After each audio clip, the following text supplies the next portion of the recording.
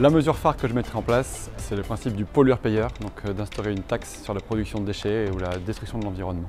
C'est de faire en sorte que la direction de la responsabilité sociétale des entreprises devienne une priorité dans les entreprises. La prise en compte des indicateurs extra-financiers pour les entreprises dans tous les endroits où ça compte, les banques, les tribunaux de commerce, les impôts. C'est de responsabiliser les achats et de mettre des critères sociaux et environnementaux dans les achats, les appels d'offres publics, et de pouvoir s'en inspirer à titre privé également. Il faut juste que polluer coûte plus cher. Si on veut créer en fait une croissance inclusive, une croissance durable, c'est aussi en recrutant les bonnes personnes et le recrutement inclusif est la clé. Aujourd'hui, les entreprises, quand elles sont philanthropes, elles ne peuvent déduire que jusqu'à 1,5% de leur chiffre d'affaires. Donc une mesure très simple, c'est d'augmenter ce maximum qu'elles pourraient déduire, aller beaucoup plus loin, aller jusqu'à 1% du chiffre d'affaires.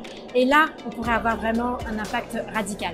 C'est donner aux entreprises la capacité d'évaluer leur impact sur l'écologie, sur l'environnement, sur le climat, mais aussi globalement sur les questions sociales.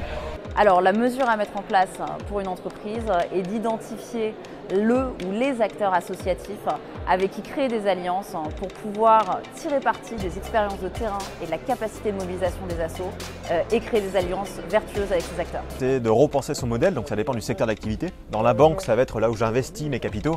Dans le textile, ça va être les matières que j'utilise par exemple. Définir la valeur d'une entreprise en fonction de sa performance économique, sociale et environnementale, et non plus uniquement économique. La première mesure, c'est de mesurer. À partir du moment où on mesure, on est prêt à vérifier que l'on s'améliore d'année en année. Faire évoluer les critères de recrutement et les critères d'évolution dans les organisations.